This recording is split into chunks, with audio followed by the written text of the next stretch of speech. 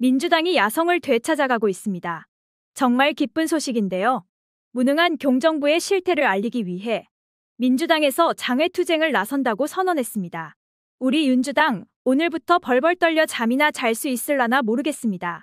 민주당은 이번 야당 탄압을 계기로 시작하여 난방비 폭등, 이태원 참사에 대한 이상민의 태도, 우리의 에이스 여사 수사에 대한 문제점을 가지고 국민과 함께 투쟁할 것으로 밝혔습니다.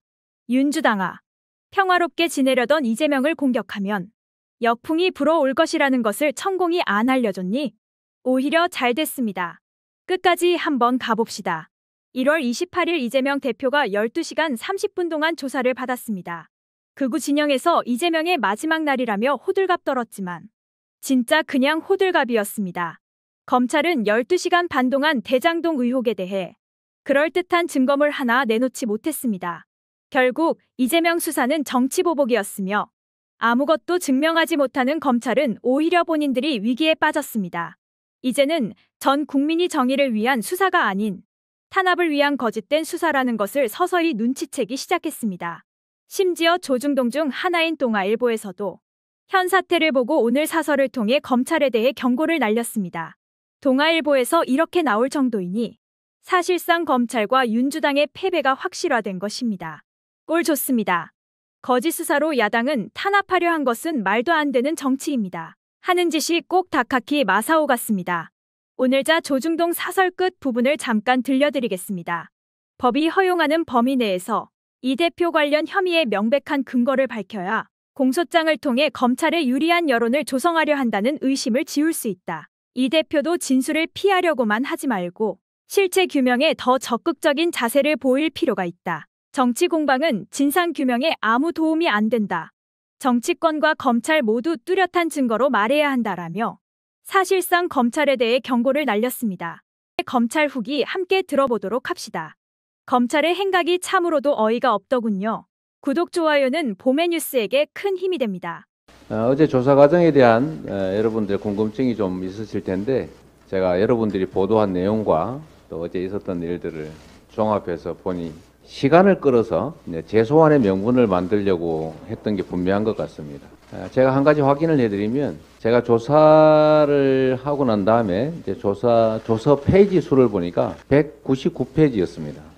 여러분들이 보도하신 내용을 보니 준비한 질문지가 100쪽이었다, 이렇게 100장 분량이었다라고 하는데, 여러분 아시는 것처럼 제가 이제 진술서를 30페이지가 넘는 진술서를 냈고 그 외에는 특별히 자세한 설명을 하는 것이 무익했기 때문에 진술서로 답을 가름한다고 제가 말씀을 드렸습니다. 여러분도 계산을 해보면 알겠지만 질문서 100쪽에 진술서로 답을 가름하겠습니다 라는 질문에 대한 답을 더하면 그게 아무리 많이 해도 120, 30페이지를 넘기가 어렵겠지요.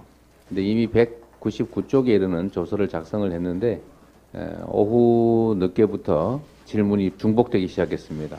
그리고 저녁 식사를 하지 말고 성남지청에서 했던 것처럼 빨리 조사를 하고 끝내자라고 했더니 수사검사도 저녁을 안 먹고 하는 걸로 동의를 했는데 갑자기 입장을 바꿔서 저녁은 먹어야 되겠다 이렇게 얘기하고, 그러면 남은 질문이 얼마나 있느냐, 그래서 말해줄 수 없다. 시간이 얼마나 더 필요하냐, 그것도 말해줄 수 없다 이러더니 저녁 이후부터는 했던 질문도 하고 냈던 자료 다시 내서 또 물어보고 질문의 속도도 매우 느려지고 뭐 이런 현상들이 있었습니다. 이게 시간을 끌어서 재소환의 명분을 만들려는 것보다 이렇게 생각을 하게 됐습니다. 그리고 제가 없을 때 담당 입회 변호사와 대화를 했는데 추가 소환을 하겠다고 해서 얼마의 시간이 더 필요하냐 물어봤더니 가르쳐줄 수 없다 이렇게 말했다고 합니다.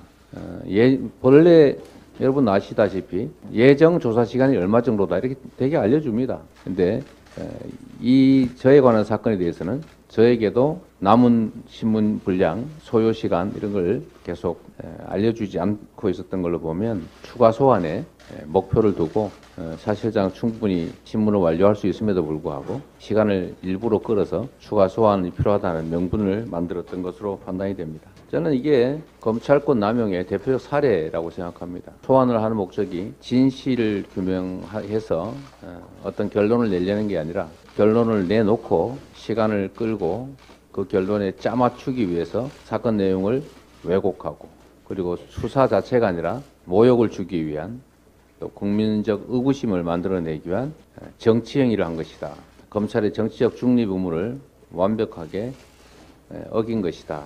이렇게 생각하게 됐습니다. 하여튼 그런 건 점들로 보면 억지가 분명하다. 여러분께서도 제가 이 진술서 공개한 진술서 내용들을 한번 보시면 억지인지 알 수 있을 겁니다.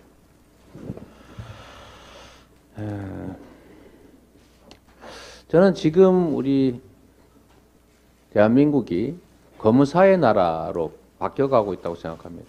국민의 나라에서 검사를 위한, 검사에 의한 검사의 나라가 되어가고 있다. 한때 우리가 군사정권 또는 군사 독재 정권이라고 불리는 이 독재 권력으로부터 엄청난 억압과 인권 침해를 당했는데 지금은 검사 정권, 검사 독재 정권이 탄생하고 있는 과정 같습니다. 국가 주요 요직에 검사들이 대거 배치되고 있습니다. 마치 군사정권 시대에 유신 사무관들이 국가 주요 부서에 배치됐던 것을 상기시킵니다. 아마 총선에도 검사 출신들이 대거 진출하게 될 것 같습니다. 군사정권 시대에 군인들이 대거 정치에 참여했던 것을 연상시킵니다. 군인들이 가진 폭력적 권력을 국민들을 향해 행사하면서 공포 정치를 했습니다. 검사들이 가진 수사권, 기소권을 이용해서 공포 정치를 하고 있습니다. 기사를 잘못 쓰면, 아니, 기사를 마음에 들지 않겠으면 압수수색을 하고 심지어 구속영장을 청구합니다. 이거는 군사정권 시대에도 없던 일입니다. 군사정권 시대에도 최소한의 균형을 맞추려고 노력은 신용은 했습니다. 그러나 검사 독재 정권에서는 그런 최소한의 배려나 고려도 하지 않습니다. 윤석열 검사 독재 정권이 공포 정치를 통해서 국민을 억압하고 또 야당을 말살하고 검사 독재 정권 중심의 장기 집권을 꿈꾸고 있는 것이 아니냐는 의심이 듭니다. 심지어 여당 안에서도 제거 작업이 시작되고 있다는 생각입니다.